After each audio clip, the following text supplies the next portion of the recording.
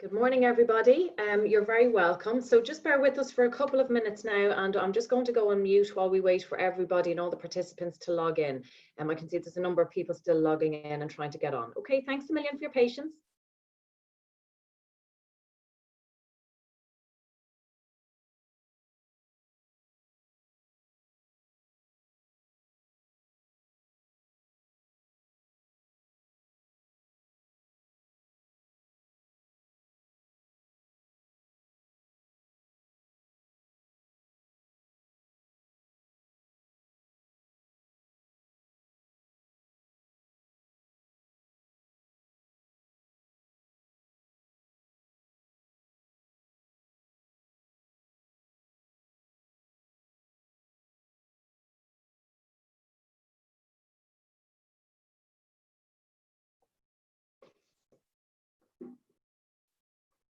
Good morning, everybody. We're just waiting for another minute or two to allow everybody to join us. So bear with us and we'll be starting very, very shortly. Thanks a million.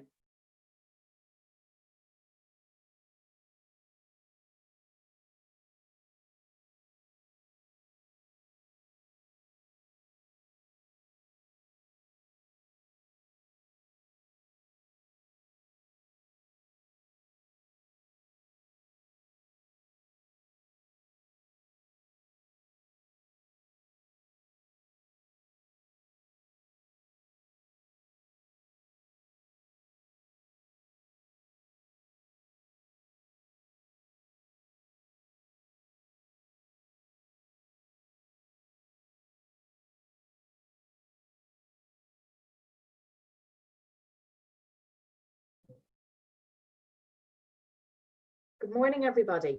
So we're just at 10:01. I'm just going to give it another couple of seconds before we kick off. So just bear with us and we'll just allow everybody to join us and everybody to get logged in. So just bear with us another couple of seconds and we will kick off then. Thanks, Mel.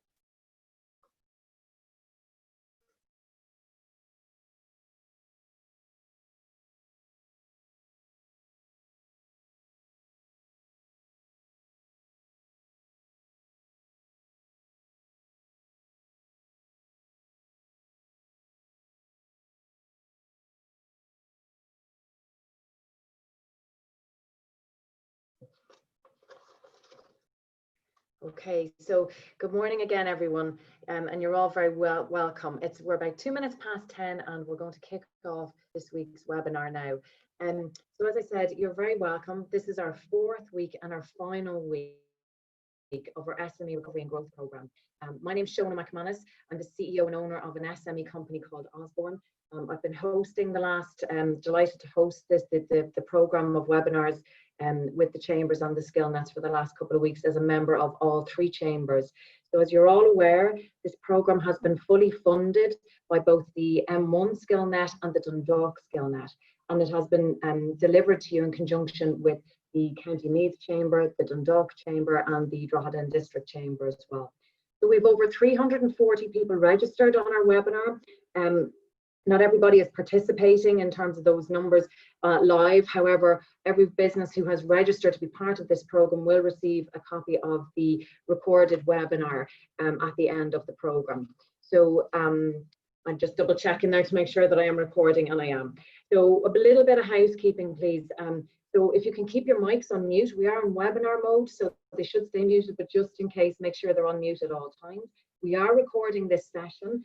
And you're all very welcome to tweet as we go. So we love Twitter, and we like the word to be spread out there on Twitter. So by all accounts, any tidbits of information that you're getting or any interesting facts you hear, feel free to tweet them out there and tag the skill nets on your chamber, and also our speaker today, Louise McDonnell.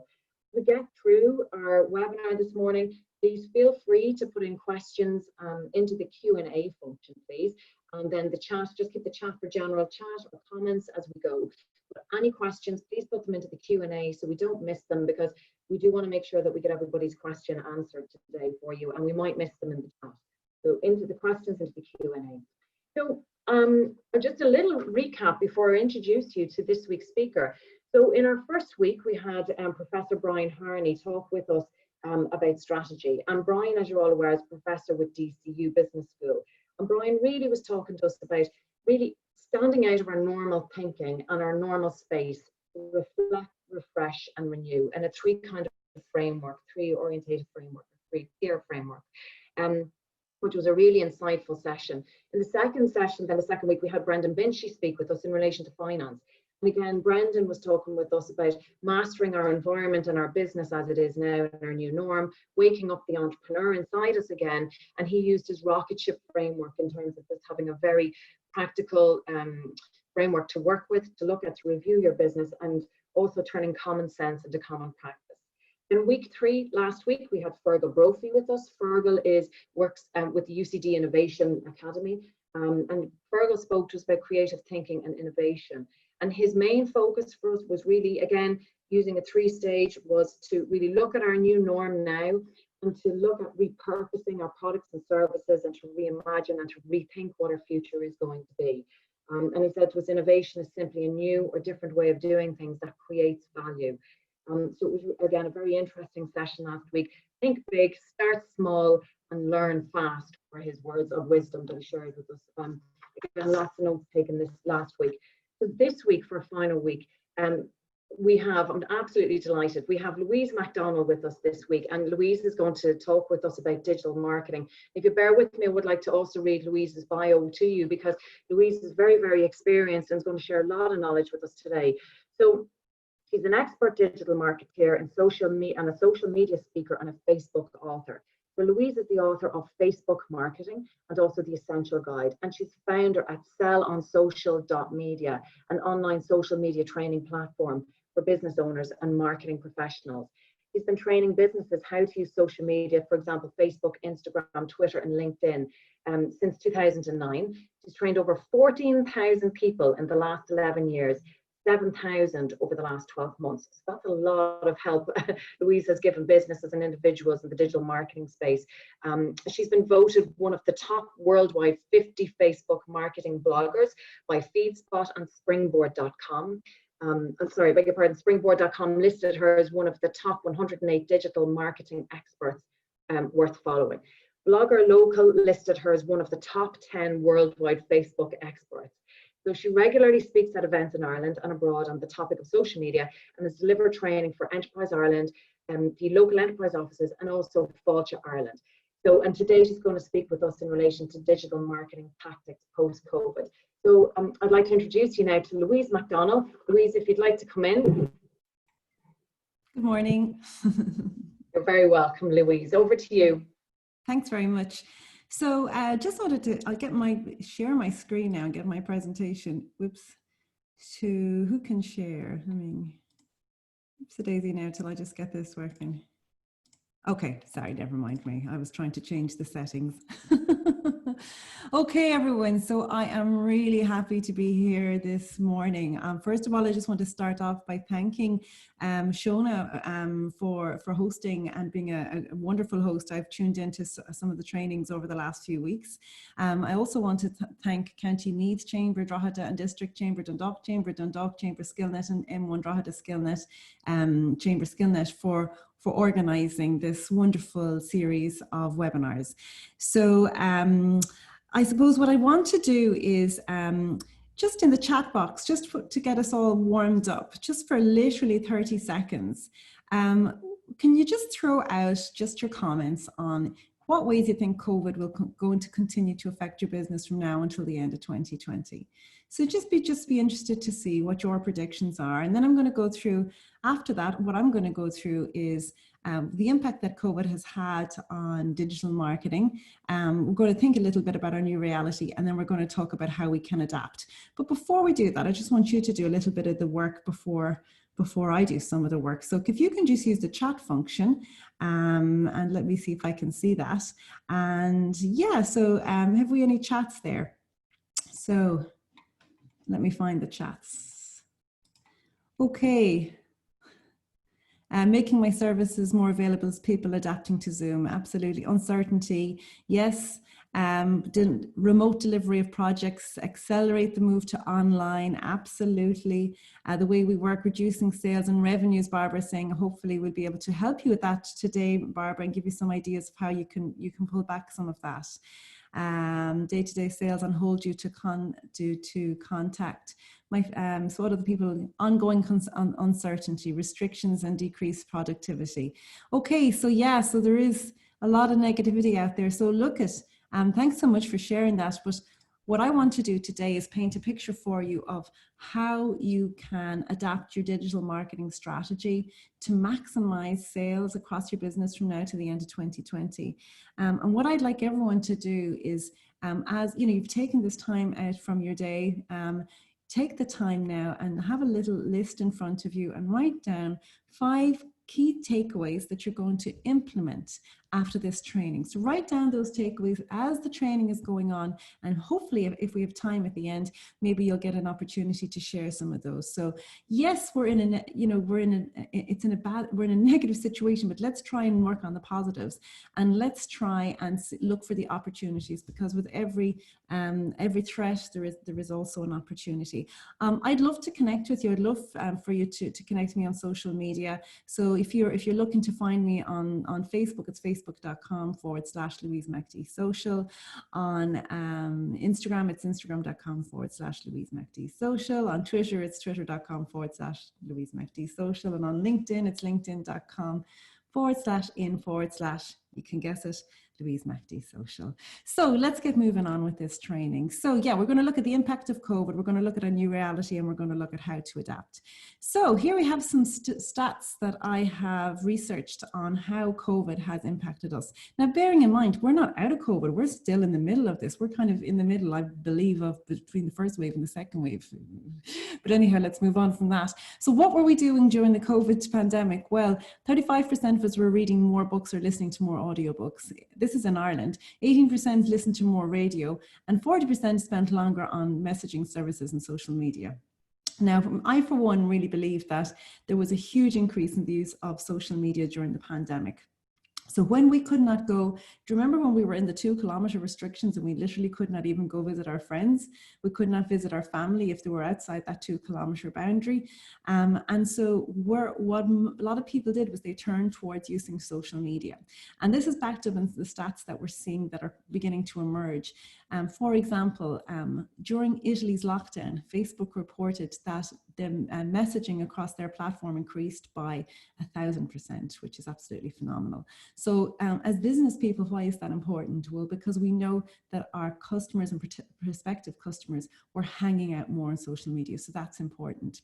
And actually another stat which has come out of the COVID is that Mark Zuckerberg announced that in the month of April, 3 billion people accessed the Facebook platform. So Facebook owned Facebook, Instagram, WhatsApp, and Messenger. So that's 3 billion people. That's just under half the number of people on the planet. So as a marketing platform, that's what makes it so powerful. It's that there are so many eyeballs hanging out there, okay? In Ireland, some 70% of internet users are watching content on YouTube or similar sites. 57% were watching on-demand video, including Netflix, Disney Plus, and Amazon Prime. 55% were catching up on TV and streamed TV. And 1/3 of internet users were gaming. Okay, so that's what we were doing in Ireland during the pandemic. Now, here's some other interesting stats which are beginning to emerge from the pandemic. There has been a shift from mobile back to PC. Okay, so what we're seeing that an increase in Facebook, the app, by just over 1%, but Facebook.com by 27%. An increase from Netflix of 16%.com, and then on the app, just a slight increase, and a YouTube, an increase of 15%, and a decrease on usage of the app by nearly 5%. So this is significant, again, because heretofore, before the COVID came in, I would have been telling people when they were writing their social media content or writing their social media ads that they really needed to think that they were writing for mobile only. And so now we're seeing a little shift back towards the PC, the laptop. And why are we seeing that? Because people weren't commuting as much. They weren't in their cars, they weren't on trains, they weren't on buses. They were at home and they were working remotely.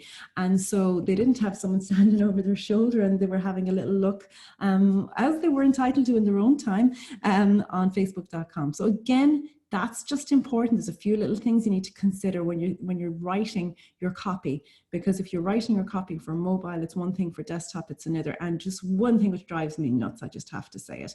When people do their videos, this format on the likes of Facebook, it looks horrendous on .com. You always got to turn your camera this way. That's just one little thing there. My little bugbear. Now, Zoom. No more than Hoover. You know, Hoover is nearly a noun, but actually it's a brand name. Zoom is the same. We talk about, are you going to a Zoom? Are you Zooming? Yes, I'm going to be Zooming in. My kids think I live in Zoom, but at its peak, Zoom counted more than 300 million daily participants in virtual meetings. So it just goes to show you the move towards video conferencing is huge. And the paying customers had more than tripled for Zoom. Now, why is this significant in terms of digital marketing? Well, here's where it becomes significant. There was people using Zoom that heretofore never would have used it. They would have resisted using it, who said they couldn't use it, or they didn't have the broadband to use it, or they didn't have the know-how or the technology to use it. And guess what? They all used it during the pandemic. So I even think of my in-laws, like, who would not be technically savvy or want to be. Okay, they're allergic to it. They were Zooming every week because they wanted to see their friends and family. What does that mean for us as digital marketers for our business? Video conferencing, the use of video, people expecting to see faces on screens as video is increasing. So you got to adapt more video into your strategy. Online shopping. Okay, it took 7 years for online shopping to get from 9% to 19%. This is in the UK in terms of retail sales, but 4 months to go from 19% to 33%. So online shopping, the growth of it has been absolutely phenomenal. And that's in the UK. And I did some research. The stats coming out of the States are more or less the same. Here's some other stats for you. Argus said that the click and collect service went up by 32%, home delivery up 87%. So while their stores were closed, this is what they were seeing. People were still shopping. Dixon's PC World, again, the first 4 months of 2020, their online sales grew phenomenally, and it helped them to recover some of the lost store sales. So for those of you who are feeling a bit worried about from now till the end of 2020, you obviously turning your gaze towards generating business online is really, really important. And I have helped lots of businesses generate business online by even just setting up a free Facebook shop. You can have that set up and operational by this evening and generating sales if you needed to. 40% of UK adults state that they will buy more online than before. And 38% say they're likely to continue buying groceries online. So what had happened here with the online shopping is that, again, people who would have resisted shopping online are now shopping online. And now what's happened now, they have created new accounts, they have created new habits, they have found that it wasn't that hard to do, that they actually enjoyed it. I think my father has become a shopaholic. He's the worst in the whole house. And he's like, I'd say he must be McElhenny's favorite customer because he's just found that store. And what happens? He likes it. It's easy. They deliver quickly. He keeps buying. And that's what you want to do with your online shops, is make it easy for people, give them a good experience, and they will keep coming back. And people are forming new habits. And if you're not at the races, somebody else is, and they're going to take your customer from you.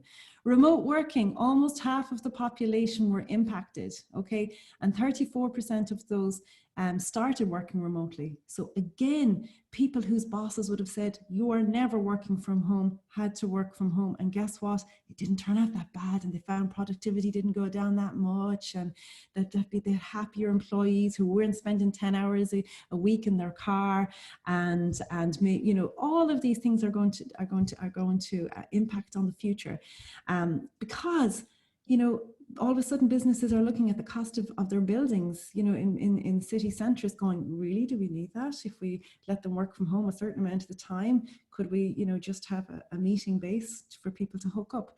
So again, this is all huge, because what does it impact? It means that there's also going to be less footfall because there's less employees, commuting in and out of work. And that had a huge impact on a lot of cafes and businesses in the vicinity of office blocks. But look, for every threat, there's an opportunity. We cannot change the external environment, but what we can do is look at all these stats, see how they impact on us, and look for the opportunities. Our new reality. Okay, so it's an ever-present risk. We are all now wearing face masks. The face masks are in the car because I keep forgetting to bring them with me. People are going to continue to be cautious. Some are going to be more cautious than others. No overseas visitors, hopefully, less overseas travel, hopefully, and remote working, I think, will continue, and I think we will go back to that certainly in a few weeks' time, and online working where possible. So this is our new reality. Now, what are the Q4 predictions? These are my predictions. I think there's going to be less footfall. I think when people are working remotely, there's going to be less football on the shops. I think there's going to be, people are going to want to maybe avoid going into spaces. Now, some people, younger people won't mind, but people that are cocooning, or people that have parents that are cocooning, or people that have family members that are vulnerable, they're going to be just much more cautious. So I think you're going to see a lot more of the online shopping. And I think that there's also going to be reduced capacity in the service industry. So again, if you're a retail unit and you're beside a busy hairdresser, it's not going to be as busy as it was. It just physically can't be. Consumers are going to continue to shop online. My father is just going to get us through any turn down in the economy with all his spending.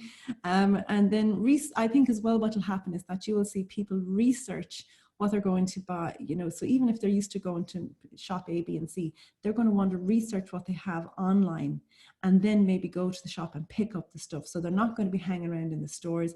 They'll research their catalogs online and then go in store. I think what they'll also do is, and I think if there are some retailers here maybe, that they could even set up appointments for people that are worried about their health. So there again, if let's say you have a ladies fashion shop, and you have somebody who researches online, makes an appointment, goes into the store, goes to a place where they're happy and comfortable and safe, tries on all the stuff, and hopefully buys a lot. I think that could be something which would be also applicable. Click and collect, I think, is going to be even massive, even for gift companies, where you'll do all your shopping online and you might just go and collect different things from different stores. And of course, contactless and credit card payments. So they are my predictions. So how should brands adapt? So before I move into this, Siobhan, is there any burning questions that you want to throw at me there? There's no burning questions. I just see one there in the chat, just in relation to your sound and video, and what technology are you using? Because it's very good. Which is great, which is from Helena there. I just had a panic attack. I was like, oh Jesus, they can't hear me. No, all is great. Yeah. Oh no. So I'm using a Rode microphone. I spent about €300 on it during the COVID, and it was it's a mixer and everything. A friend recommended it to me, and I'm just using I have fiber broadband with a video conferencing monitor, so it's 108 pixels. So that's what I'm using. But thank you. It's good to know. There you go, Helena. I hope that helps there. Okay, so how should brands adapt? Okay, number one, you got to reset your business goals. Okay, so we are now in the 21st of July. So if we haven't set our goals, we really don't know where we're going. Okay, number one, reset your goals.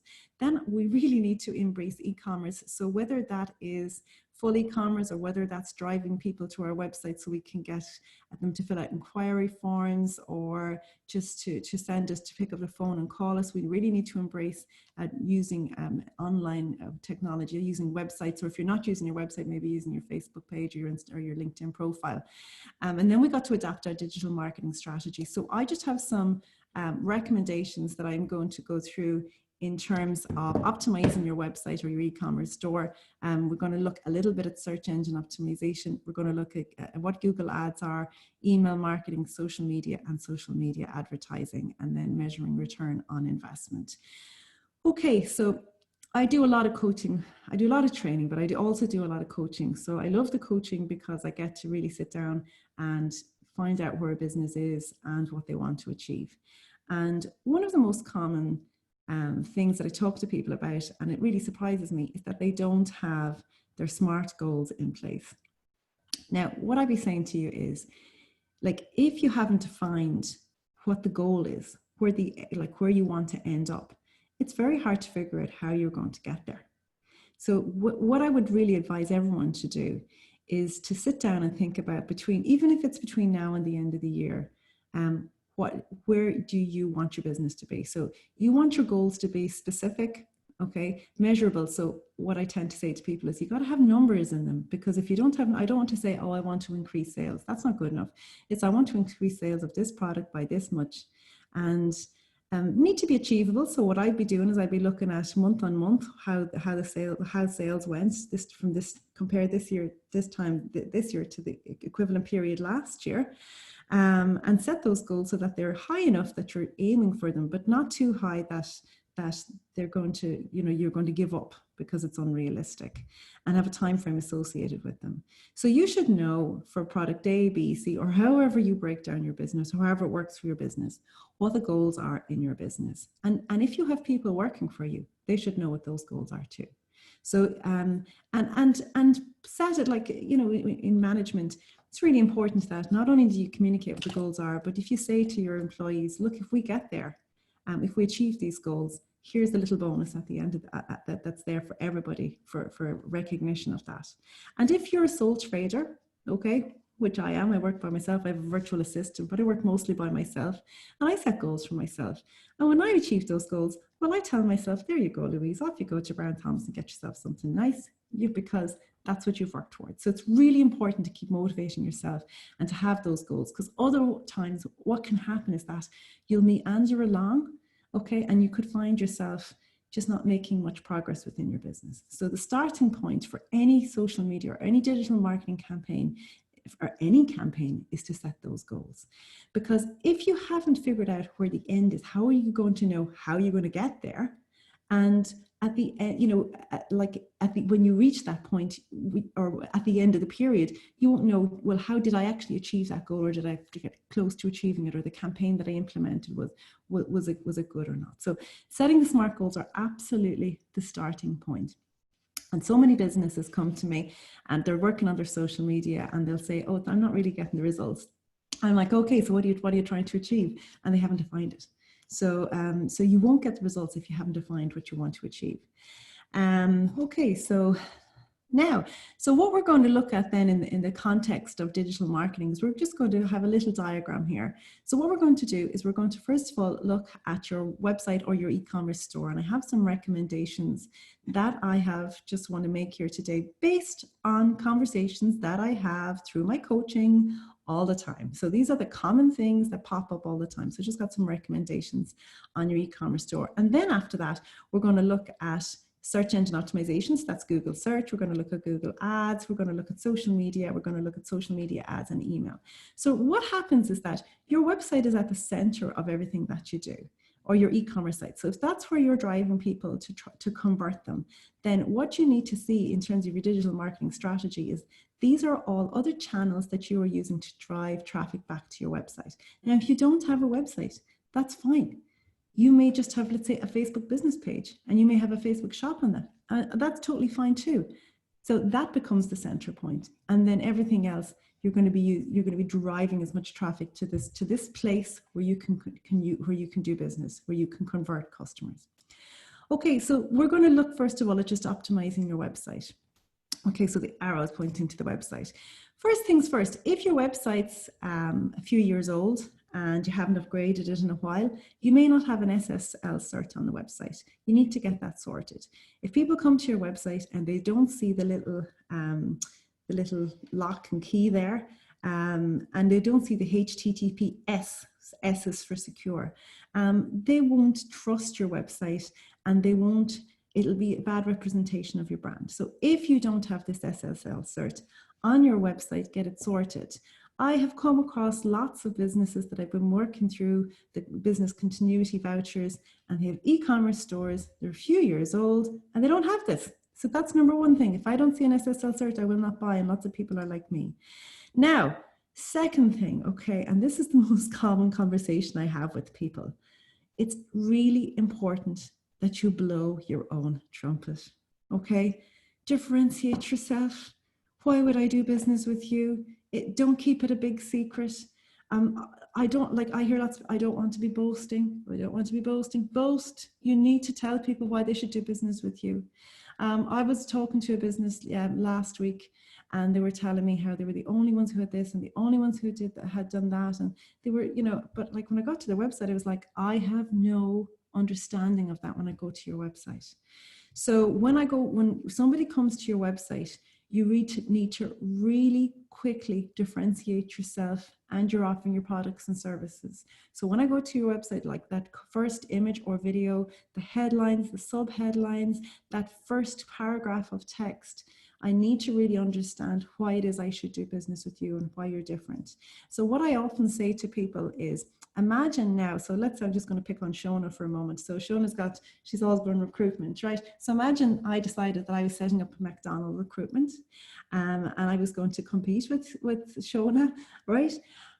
And like Shona can say so much about all her experience and all that she has done, that she's going to differentiate herself from me. So what I always say to people is, imagine some new upstart who's starting up right beside you. What can you say that they can't? And that's what's really important. So again, what you also need to do is when your ideal customer gets to your website, they need to see that you're solving whatever problem they have, or whatever need that they have to have fulfilled, and that you have the solution to their problem. So again, that's really important. And I'm putting this here because it's one of the most common things that I see is missing when I go to people's websites, social media channels, anything. So when we get to even your Facebook page or your Twitter page or your LinkedIn page, again, this needs to hit me straight away in your bios, in your Facebook cover videos. When I get to you, how are you different? What problem are you solving? And why should I choose you? So what can you say that others can't? Really, really important. And I would often say you need to be able to distill this back to about 30 words. So we don't want essays because people won't read them. You need to be able to communicate those 3 things in about 30 words. Okay. And then if you can even distill it back to like a 4 or 5 word tagline, even better again. And this is what we want to see on your website. So we also want to see social proof. So what is social proof? Can you get any experts in your industry who are what's the word I'm looking for?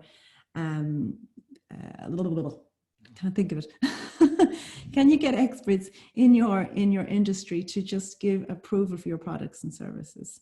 Okay, so, or can you get celebrities who would be well recognized within your industry and who would have followers who also match the profile of your ideal customer? Can they endorse you? So this is social proof, what other people are saying about you, whether it's an expert or whether it's a celebrity, or it's number 3 there, but it's actually the most important, even your own customers.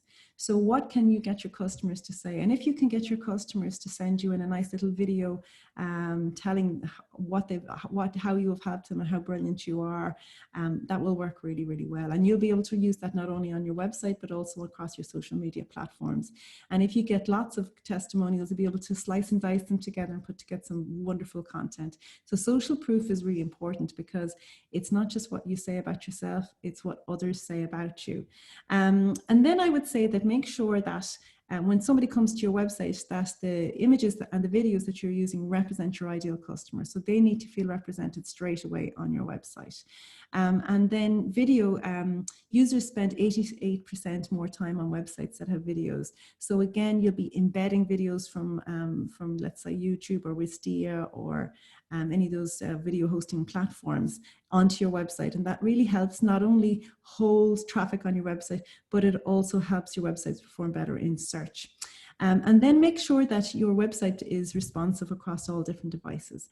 Now, so you can have your website that ticks a box and say, yes, it's responsive, but you can delve a little deeper to see, well, do the people who match the profile of my ideal customer, can they make their way around my website, and do they have a good experience, and can they find what they're looking for? So oftentimes in training courses, I get people to do little exercises, and they find that sometimes, there are little issues that need to be addressed. So then this is maybe something to do right now, maybe during the month of August, to just do a little housekeeping on all these kind of things. And page load speed is really important, everyone. Okay, so when your web developer hands you over your website, it's probably really fast. And then the more you get your hands on it, the more you're going to slow it down. So you'll do things like upload new images and you won't compress them, or maybe you might put in new plugins or put in new functionality and slow down your website. If your website slows down, I mean, like seconds we're talking about here, it will impact, first of all, on users' experience, and people are really impatient. They won't hang on if your website's not loading fast enough for them. And it will also impact on how you perform in the search engines. If your website's slow, it can sometimes affect your ranking within Google. So what I would say to you is that sometimes people come to me and they say, Louise, my Facebook ad's not working, or Louise, I can't get Google ads to work for me. And the problem isn't the ad. The problem is that when we're driving people to a website that's not ready to convert them, then we are wasting the money on the ad. So you need to make sure that you got the foundations right before you start driving traffic to this website. Okay, so here's a really good thing. So I presume a lot of people have been hands up if you were talking to your local enterprise office about trading online vouchers. Trading online vouchers are available. There's 90% funding at the moment. So you can, yeah, you have your hand up, Brian. Yes, so hopefully you've applied or you've been lucky enough to get a trading online voucher. So it means that you can spend of 3,000 euros, it's costing you something like 250 euros. So absolutely, it is worth talking to your local enterprise office. They're still giving out funding for trading online vouchers. Now, if you already have an e-commerce store, don't worry about it. You can go and you can apply for a voucher. You can apply for a voucher for, let's say, search engine optimization, or to get a videographer in or photographer in to do a professional shoot, or if you need specialist equipment to be able to get professional photos of products or services. So if you have an e-commerce store, and if you've already benefited in the past from a trading online voucher, you can still go back and look for another one. So if you have not spoken to the local enterprise office, go get your voucher now. And for the time it'll take you to get the 3 quotes and to fill in the form, it's probably the fastest 2,500 that you'll earn, because literally it takes about 15 minutes to fill out the form. So talk to your local enterprise office, because I can't imagine that funding is going to go on forever. It used to be 50% funding and now it's 90%, and I hope so don't delay. Don't delay. Okay, so if you've got an e-commerce store, here's just some very short, small things that I just want to advise you. First of all, make it easy for people to search. Actually, somebody asked me last week, they said, I have 300 products. How many of those should I put on my website? I was thinking of putting up about 80. And I'm like, put on the 300. Why wouldn't you not put on the 300? Because I said, well, if you're going to spend time and effort driving people to your website to check it out, give them as much choice and variety there, and make it as easy for them to navigate through your website, because that's what people expect. So again, we want to have like categories, we want to have filters. And my particular favorite here is the facets, the faceted search here. So again, I just like to tick, tick, tick, tick, tick. And remember, you're going to be competing with the big guys as much as the small guys. So you've got to have all this functionality in, because if people don't have a good experience, they'll be gone. And if you've spent a few euros with a Google ad or a Facebook ad to get them there, and then they don't have a good experience and they leave, it wasn't the ad's fault, it was your website's fault. Okay, so get all your products on. If it's a case that you think it's going to take you too much time to upload 300 products, learn how to do it using a CSV file, so you can just upload them instantly and get all these faceted search and everything. So that takes organization of when you're creating your website to make sure that that's going to work. Now here's another thing, it's kind of a very basic thing, but this is my father's favorite website, McElhenny's, but make sure you've got good descriptions. Okay, like lots of websites, you go to the website and you're like, why didn't they tell me if those jeans, if she was, what height was the model? Are they stretchy? Why didn't they tell me, is it big fitting, small fitting? When you're going to a store and you pick up a pair of jeans and you say to them, like they'll go, no, they're true to size, or no, they're blah, blah, blah. And they have all the information in store. But then they don't tell you. Same when you go, let's say, to a pharmacy and you're buying creams and they're like, no, don't buy that one, buy this one. So if you've got expert knowledge about products and services that you're selling, don't hold back in writing this product descriptions. Give all that information, the product descriptions, because when somebody's sitting down at 11 o'clock at night trying to make a decision whether they'll buy or not, that's the information that they need. So put all your products up, give decent descriptions. Don't just write down maybe the description that comes from the manufacturer. If you have other knowledge about a product, put that in, because people will value that, and that's what they'll come back for.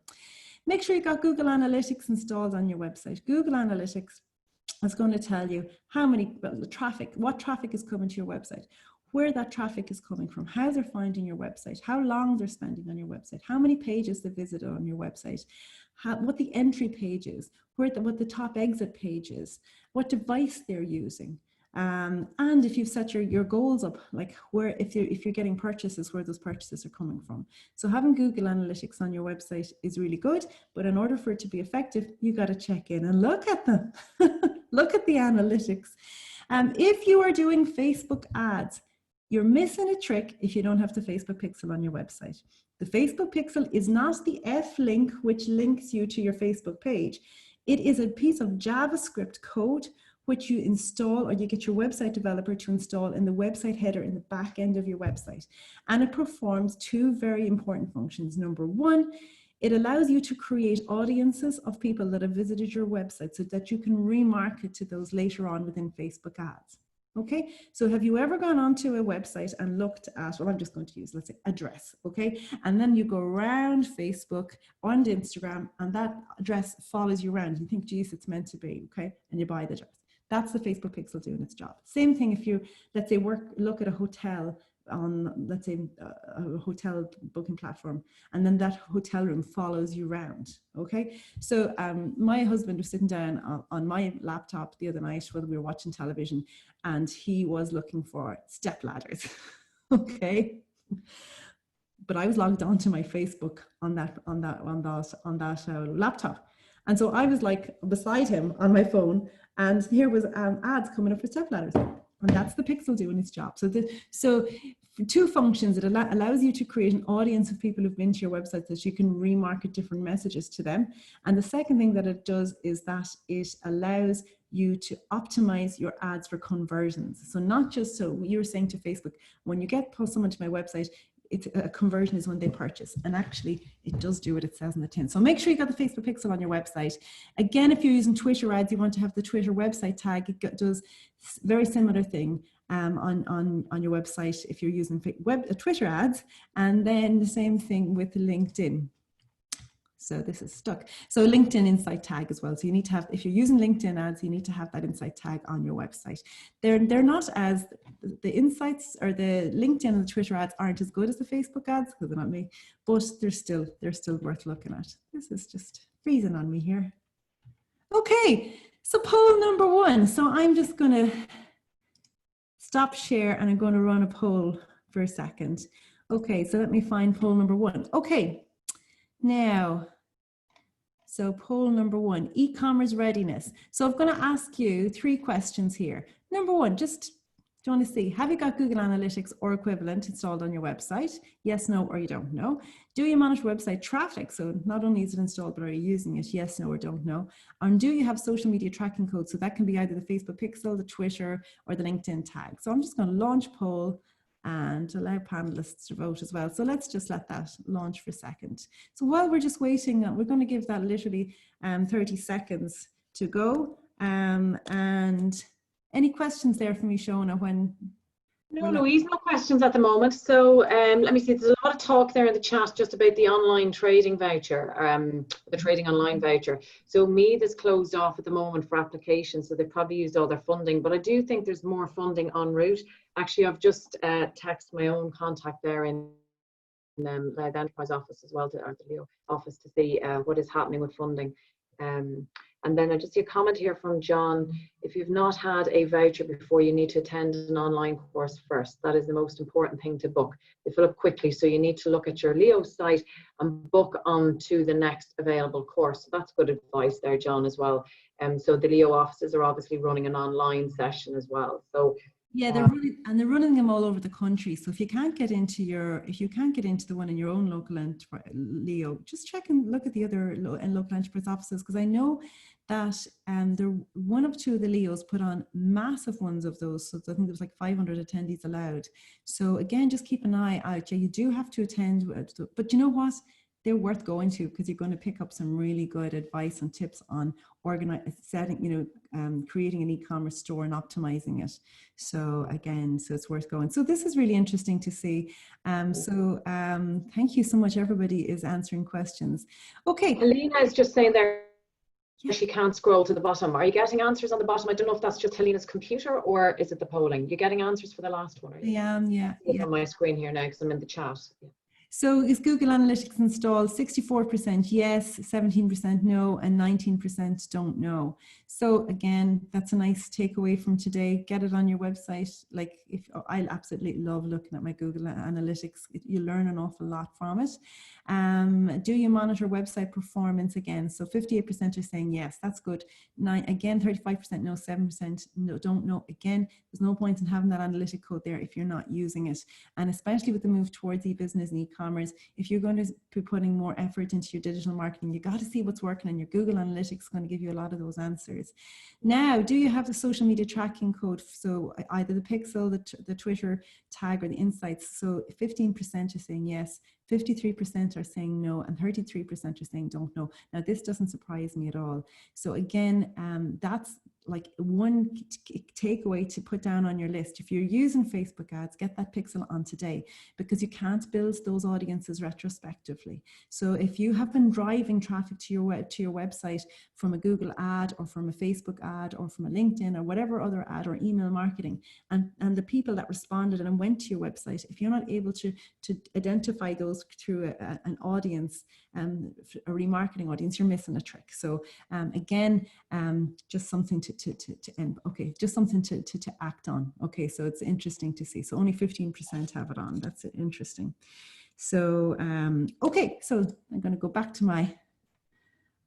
I see share results, and I'm not sure if everyone can see that now. Okay, and I'm going to go back because I know we're under pressure for time, as ever. Okay, so I'm going to go back to my presentation. Just got to find it. Okay. Just while you're doing that, Louise, I just got a little bit of word back there. If anybody is in the Louth region, your address is in Louth, that the Louth Leo office still have funding left for the trading online vouchers. So they have a little bit left if anybody's interested in applying to Louth. I would keep an eye on it, because I think when you hear of all these packages that are being announced by the government, it just absolutely makes sense. The trading online voucher is such a good incentive for businesses, because really, if you're not online at this stage, you may be missing a trick. Now, as I said, lots of smaller businesses and the small businesses are selling really effectively from even just some of their social media platforms. And Facebook has recently enhanced the Facebook shop that you see on their platform. So that is something to look at. So even if you have been approved for trading online voucher and it's going to take 2 or 3 months to get your website in all reality up and running, in the meantime, don't hang on. You start selling on your shop straight away. Don't miss out. Louise, can I just add in a very quick thing there? Sorry to interject. I know that Facebook in the County Meath area, because they have one of their sites in County Meath, actually donated, well, sponsored money, let's say, to help businesses in COVID and to get their Facebook pages up and running. Paula McCaw from the Meath Chamber will be on at the end, and maybe Paula might like to say something about that if there's any funding left. But they were in the Meath area, they were great. I think it was something like 250,000 of a fund they put forward for businesses to nice. Facebook. Yeah, so Paula can tell us more about that later. Very good, very good, very good. Excellent. Okay, so the next thing we're going to look at in this puzzle, okay, we've talked about the website. So optimizing your website so that if you're driving traffic there, that you have the best opportunity of converting them. Again, that conversion can be an e-commerce sale, but if you're not an e-commerce website, so potentially you're just maybe looking for an inquiry form or for someone to pick up the phone or send you an email. So again, you got to make sure that you've done everything in your part to make sure that you've got your website in the best position to be able to convert them. And so we don't start spending money driving traffic there till we got that right. So the first thing I want to talk to you now is about Google search. So search engine optimization. Okay, so if I've just, if people don't know what this is, so here I've just done a search for Facebook ad expert Ireland. Okay, and this is something I did yesterday. And so you can see this is an ad, this is an ad, This is an ad. This is the first organic results. And here, look at, there I am in the second organic results. Okay, so louisemcdonnell.com. So I have two websites, sellandsocial.media and louisemcdonnell.com. But louisemcdonnell.com is the older website, so it does not surprise me that that's the website that is performing. So search engine optimization is all about organizing your website so that it appears in the organic results. And so this has not cost me anything. Okay, whereas if I click on this one, or this one, when I click on those ads, it's going to cost those businesses money. Whereas this is the organic, non-paid for results, and it's sitting there because my website is optimized for that search. Okay, so if you have got somebody to build your website, the analogy I want to give you, it's like you've asked them to build you a house. It does not mean that they will optimize that website for search. So people sometimes, when I'm coaching them and I start looking at the website and I'm like, no, this isn't optimized. And they're like, but like, I got a new website. And like, you didn't ask them to optimize your website. If you haven't asked your website developer to optimize your website for search, they won't, because it's an add-on service and it's something that takes them more time. And it's something that you would have to have paid for. So the analogy is, if somebody builds your website for you, they will build your website, but they won't necessarily build a map to tell people how to get there. Okay. So here is just some really quick pointers that I'm going to give you today. So when Google and the other search engines come to your website, they don't see, let's say your website has got 6 pages long, okay, 6 pages within it. It doesn't see your website as a single entity. It sees each page on your website as a single entity. So a website with 6 pages, it sees 6 pages. It doesn't see one website, it sees the 6 pages. And you have the opportunity to optimize each page for 2 to 3 phrases. Okay, so again, 2 to 3 phrases on each page. So one of the common problems that I see businesses making is that they have, let's say, a services page or a products page, and they have all the products or services listed in the one page. So if you can only optimize each page for 2 to 3 phrases, well, you're missing an opportunity there. So if you're selling apples and oranges, you got to have an Apple page, okay, where you optimize the Apple page for Apple related searches. And then you got to have an orange page, which you optimize that page for orange related searches. If all the apples and oranges are on the same page, well, then you can't optimize them for any of those searches. Or if you do, it'll just be 2 to 3 phrases and you'll be missing out because you're going to have more than 2 products or services. Okay, so that's search engine optimization. So the first thing that you need to do is to carry out your keyword research and analysis. So you got to know what the top 2 to 3 phrases are for each page. And the best place to do that is within Google AdWords, or Google Ads as it's known now. And there's a Google Keyword Planner. It's a free tool that you can use. If you're using Google Ads, you'll get more detailed results from it. If you're not using Google Ads, you can still use the tool, but the results are just a little bit more general. So if you put in a search for Facebook ad Ireland, Google Ads, that tool will tell you how many searches took place for that phrase within Ireland or the UK, whatever country you want, within the last month. So that's the level of detail that you get. So if you do your research, you can figure out what are the top 2 to 3 phrases that you want to perform well for. Then after that, you've got to do is fill in the metadata for every page to make sure that Google knows what each page is about. Okay, so if this page is about apples, that's the keywords phrases or the metadata for that page, and so on and so on. And then after that, you've got to build your authority, your link authority. So you're building your authority is getting links from external websites back to your website, which is going to, Google sees those links as like votes for your website. So let's go back to the analogy I used earlier on with Shona. And so I'm like McDonnell Recruitment and Shona has Osborne Recruitment.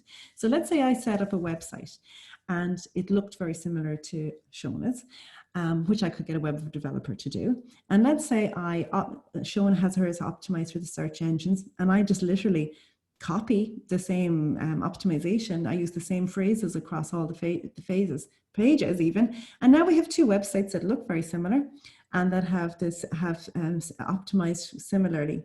But the difference will be Shona is going to have links back to her websites from external sources like newspapers, if they've done features on Shona, and link back to her website, or if she has blogged on different websites, or let's say she's part of all those different chambers of commerce and they've all linked back to her to her website. Or let's say there's different people talking about Osborne recruitment and different websites all over the world, and they're linking back to her website. That's the difference. She's going to have all these lovely links back from external sources, and I won't. And that's the difference. That's what building link authority is. So when it comes to optimizing your website, organize each page so that you can optimize it separately. Find out the top 2 to 3 phrases for each page. Get them into the metadata and work at getting your link authority. So if your local newspaper writes an article about you, ask them to put a link into your website as well, because sometimes they'll forget to do that. So always make sure that if someone's talking about you online and they can reference back to your website, ask them to put the link in. Sometimes they just haven't put it in because they haven't thought about doing it. But that link back to your website will be really, really good for you in terms of performing well in the search engines, so that when someone does a search for what you do, so this isn't a search for my name and my business. This is Facebook Ad Expert Ireland. So they don't know me, and that's how they can find me. So that's why search engine optimization becomes really, really important. Okay, so the next thing we're going to talk about is Google Ads. So there again, so Google Ads. So again, back to the same example, I put a search in for Facebook Ad Expert Ireland, and the first 3 results are ads. So if it's a case you've got a new website, or if it's a case there's a phrase that you just don't perform well for organically, well, you can pay to be there. And you can go to Google Ads, set up that ad, and be found in the results pretty much instantly. So again, it's just about paying to be there and making sure that you're bidding enough to be at the top of the results. Now, make sure if you're spending money on ads that you're bidding on the right phrases, that you're not bidding on phrases that are too generic, that you're bidding on phrases that are going to lead to sales, okay, and that your website's ready to convert them when you get them there. So that's all I'm going to say about Google AdWords. So the next thing I'm going to talk about is social media. Okay, so social media, so this is my absolute passion. So just going to go through some stats for you at the moment. So this is before the COVID. I don't have any updated figures post-COVID, but this is before COVID. So Facebook is by far the most leading social media platform, most dominant, 2.4 billion users on the planet, followed by YouTube, 2 billion, followed by WhatsApp, 1.6 billion, followed by Messenger, 1.3 billion, WeChat, 1.1 billion, Instagram, 1 billion, QQ, 8.2 billion, which is part of the WeChat, 5 billion TikTok, which I'd say has really increased over the pandemic, and then Reddit is 3.3 million and Twitter 3.3 million. So if we shift all these around, okay, this is why the Facebook platform is so dominant and so powerful. It's because they have between them Facebook, Instagram, Messenger, and WhatsApp. And you can run your ads seamlessly, certainly across Facebook, Instagram, and Messenger. And now you can actually have call to actions for you to encourage people to message you via WhatsApp. So they're now integrating WhatsApp into the advertising platform. So again, you know, I know socially we could have a conversation about how it's not good to have a dominant player in the market, but from a marketing perspective, it's fantastic. that I just love the fact that I can run my ads across Facebook and Instagram, and I can reach people of whatever age I want to, and I can define what interests they are, and all of that is just, it's really, really good. So let's look at the figures in Ireland. There's 3 million daily users of Facebook in Ireland. Okay. So these are 3 million accounts, 2 million Instagram accounts. These are bang up to date. These stats, I found them yesterday. So 3 million Facebook users, 3.1 million, 2 million Instagram. Instagram is growing very, very rapidly. 1.5 million Twitter accounts, 1.5 million LinkedIn accounts, and then so WhatsApp is more of a messaging platform. So 3.6 million accounts, 2.9 million on Facebook Messenger accounts, and 1.5 on Snapchat. So let's just look at the daily usage, because not everybody uses these. We need people to be using these every day. So daily usage in Ireland, so 2 million, there's 2 million people a day on Facebook in Ireland. So when people say Facebook's losing, it's not. It's still the most dominant platform on social media across the globe. Instagram isn't growing, so 1.2 million people every day on Instagram. So between the two of them, somewhere between 2-point-something million, surely. 600,000 people on Twitter every day in Ireland, 285,000 on LinkedIn every day, And then 2.7 people on WhatsApp, you'd imagine that would be the case, 1.4 in Messenger, 870,000 on Snapchat, and 260,000 on Viber. So again, it's just good to see a snapshot of where people are. This is just in Ireland alone, and this will be replicated all over the world. So when it comes to social media marketing, okay, this is one of my slides, and one of my favorite slides, is that sometimes people see social media as a place to sell. And so they think, oh, I'm going to go and set up a social media account because I want to sell. And if you have that attitude, you're going to be less successful on social media. Okay. So our role as marketers is to get our brand in front of customers and potential customers, so that when they have a requirement for what we sell, that they think of us. Now that's very different to going on and just seeing Facebook, Instagram, LinkedIn, Twitter, whatever it is, as a place to sell. Now, I had a look down at the people who had attended the previous webinars, and then I did a little sneaky thing, and I went and I had a look at lots of people's social media profiles yesterday. And like, what I did notice is that there's a lot of, and if you look back at your own social media now and what you've done over the last while, look back, because if you go on and if every post that you have talked about is where you're just selling something, selling something, selling something, selling something, selling something, your social media marketing won't be as successful. Because when people go onto social media, they're not there to be sold to. It's a social platform. And so the businesses that are more successful are the businesses which take this approach.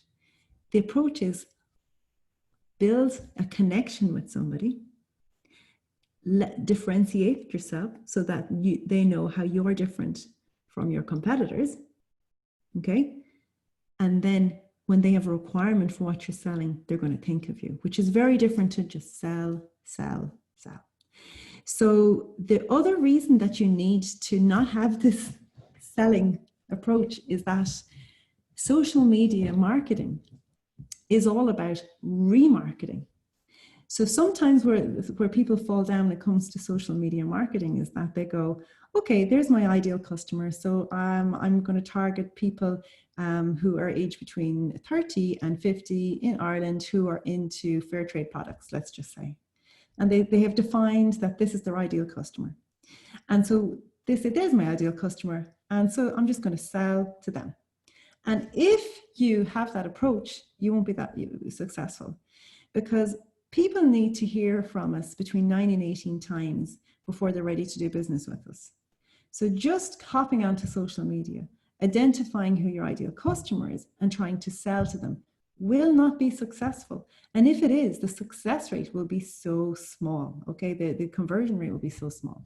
So what we want to think about is how we connect with people, how we build a relationship with them, and then how we sell on the back of that. So we still want to sell, believe me, I'm all about the selling, but it's about making sure that you're doing it, that you're not asking somebody to marry you before they know you too much. So what you want to do is kind of think of a funnel approach. Okay, you got to, first of all, if your ideal customer is between 30 and 50 and into fair trade products living in Ireland, you got to see them as your first level targeting.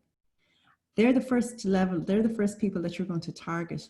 Okay, and then what you're going to do is you're going to identify the people who are responding to that first level targeting, and you're going to deliver different messages to them. And that's what happens when we start developing sales funnels within social media. Okay, so what you don't want to do is try to sell to somebody too early. So there is no point in trying to sell to somebody when they're up here at the top of your funnel, because what you'll do is you won't get the results, and you can waste a lot of money on Facebook ads. And you'll think Facebook ads don't work where they do work, but it's just you're trying to sell to people too early. Okay, what you got to do is think about it. You really want to be remarketing to people at a three-tier approach. So first level targeting, second level targeting, and third level targeting. Okay, and so content for social media. So lots of brands will come to me and they say, I'm fed up with Facebook. I just want to do the ads. I don't want to do any content. But you need to do the content in order to give you the ability to create those remarketing audiences. So I'll explain what that means just over the next few slides. So this is my content marketing plan. This is what you'll see in my book, Facebook Marketing The Essential Guide, but you'll also see it on my training platform, sellandsocial.media. This is the funnel approach that I would take. So, and again, I wouldn't be going into too much detail in this training course, but I like to talk about the customer journey. And so there's 5 stages of the customer journey. And so we need to recognize that we need to serve different content to people depending on the stage that they're at in the customer journey. And so here, this is why we have different categories of content, because if all we're doing is selling, then we won't be as successful because we won't have built up those remarketing audiences. So awareness content is this content that's just keeping your brand top of mind. It can be funny depending on your brand. Like obviously local enterprise offices won't be doing funny. It can be behind the scenes. It can be interesting. If you're in the tourism business, I'm not sure if there's anyone here from the tourism business, a lot of what you will do will be just awareness. Awareness will be just the nice sunrise, the nice sunset, the view over where you are, the view of the countryside, the view of, you know, the landmarks in your area. If you're selling a country experience, it'll be the lambs and the sheep and the butterflies and the foxes and all of that. So if you're in tourism, a lot of what you'll do will just be awareness. And for the rest of us, we'll be just finding that the awareness content is that content where we're like having that conversation, where we're having a chat with somebody, where we're getting to feel like we know somebody a little bit more. So if I walked in to Shona and I was visiting her at her place of business, you know, we'd have a chat first, wouldn't we? We'd be saying, oh, how are you getting on? Did you go into this? Yeah, that's what that content is. It's that awareness content. So this is Sylvia from Bella Botanica.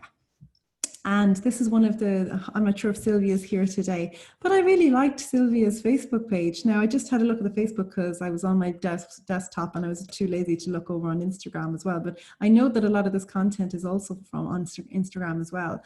And what I liked about this was that, like, I now know Sylvia's name. I now know what she looks like. She's very visible within her social media. This was a really, really cool video because she had this video where she created this bouquet and she just sped it up. And look at the lovely engagement on this. You see this here, 31 likes, 16 comments and 5 shares. So I know without being an administrator on Sylvia's page that this post performed really well for her because I can tell by the engagement. So awareness content works really well when the person or the persons from the business are featured in the posts. So I did notice a lot of, when I looked down through a lot of Facebook pages of people that potentially were here today, that like there was a lot of, I didn't get a sense of who the people in the organization were. And I think that's really important. And businesses that do that tend to be more successful. So again, what goes with this awareness content? Sylvia's logo. So what's that doing? It's keeping that brand top of mind. And so I don't do a huge amount of awareness content, but I do awareness content. And I might put a photograph up of the dog running on the beach, okay? And I might say, I'm taking the morning off and going for a run on the beach with the dog. And does it annoy me that the dog gets more engagement than if I'm giving free advice on Facebook or with Instagram or whatever it is? Yes, it does. But that's the nature of social media. People are there and they're in social mode and they're more interested in looking at the photograph of the dog than they are in the tip. And that's fine. But what happens then when I put awareness content like that? I get a little message back from somebody saying, oh, by the way, I meant to book into that course. So it still has the same impact. You sell more when you don't sell.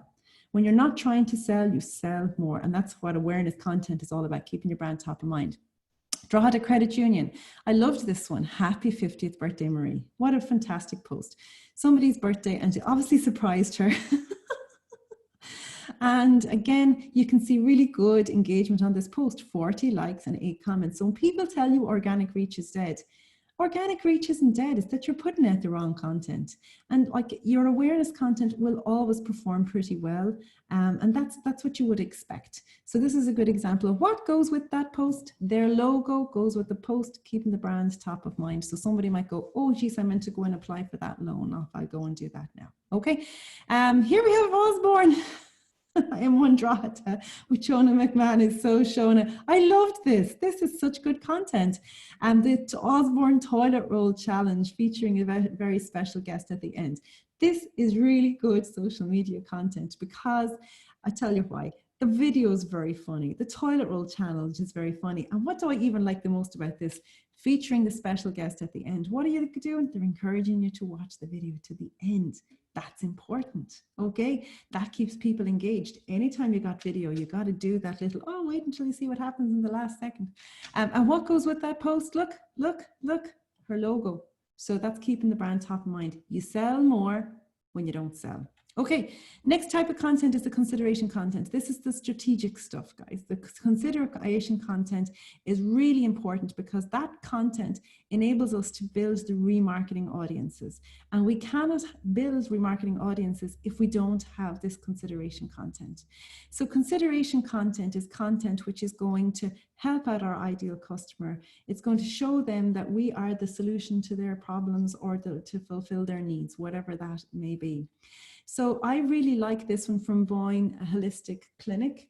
Now, so the question is, ask something about sleep. It's like a sleep question, okay? And so how do you get more sleep? Something like that. And then there's the answer to the problem. So they've identified what the problem is and they're giving the answer, okay? And again, so this is positioning Boyne Holistic Clinic as experts in this field.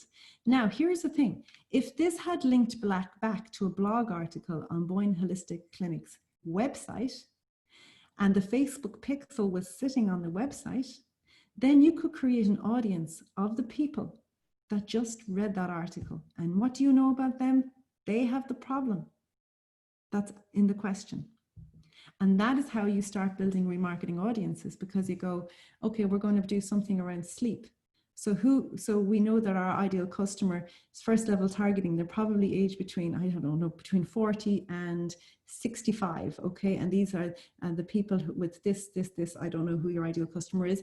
So you create a saved or a cold audience, right? And you put that in front of them because they're more likely to have that problem with the sleep. But guess what? The people that click through and read the blog article and the pixel picks them up, they're the people who are having that problem right now. And so you give them a different message. That's your remarketing. Okay, here's another example. Love this, love this, love this. Irish Online Counselling Psychotherapy Service. They did amazing work throughout the whole pandemic. They went live 3 times a day, which I would have thought was too much, but you know what? It helped people, and that's what they wanted to do. So this lady is interviewing this lady, and they're talking about EFT and all about not being alone during the pandemic, all that kind of stuff. Okay, and they used like StreamYard to do this live on their Facebook page. And here's the beauty, here's the beauty, here's the beauty. The people who watch that video, you can create an audience of those viewers. Okay, so if you even boosted that video to people who match the profile of your ideal customer, that's your first level targeting. Okay, the people who watch the video, that's your second level targeting. Okay, because the people who watch the video have the problem. There you go. That's why we need consideration content. That's why it's so strategic. And if you've gone live 3 times a day and you've built an audience of 10, 20, 30,000 people who've regularly tuned into your videos, that's your nice remarketing audience. Okay, so that's why video content and Facebook and Instagram are the only platforms that allow you to do this, to create an audience of people who watch your videos. And you can differentiate between the people who watch 3 seconds or 10 seconds or 25% or 50% or 75% or 95% of your video. So somebody who watches your video for longer is a warmer audience. Somebody who watches 3 seconds, not so good. Somebody who's watched 10 seconds is in your funnel. Okay, that's your consideration content. PMO strategies, what are they doing here? They're promoting a download, a free download, if you want a career cheat sheet. Okay, you go here, you click through to their website, the pixel is going to pick you up.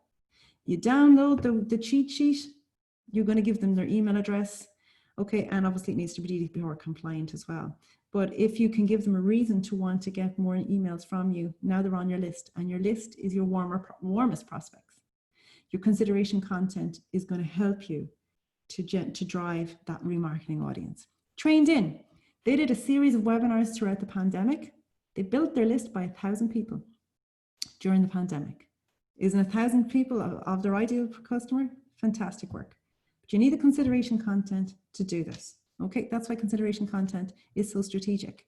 Okay, then after that, we obviously need to have sales content. Well, of course, you do need to have sales content, but it's just the problem is when it's only sales content. Now, the sales content is always the content that performs the least well organically. Why? Because only 2 to 3% of people are ready to buy from us at any given time. So that's why the sales content always performs least well. So sales content is always the content that you're going to either want to boost, or you're going to also want to run an ad alongside it to make sure that you're getting the sales message in front of the people who appear to want that product or service at that time the most. And they're your warmest audiences. So your warmest audiences are the people who watch your videos for longer, the people who've been on your website, the people who've been on your website more recently. They're your warmest audiences. The people on your list, they're your warmest audience. You need to get your sales content in front of them. And so then your loyalty content is also, this is your loyalty content. Your loyalty content is content which is generated by your most loyal customers, your customer advocates. Now, I mean, like a lot of times people will just ask people for a review. I go a little bit step further. If somebody tells me, oh my God, you really helped me, that's really good. You know what I ask them for? Will you do a video for me? Yeah, ask somebody to do a video, or hand pick 5 of your top customers who really, wouldn't mind doing video, would be able to do it, and send them a spec and say, would you do a video, no more than 20 seconds, smile into the camera, say something, smile into the camera, then turn it off. And then you can put those together and make wonderful video content for your social media from that.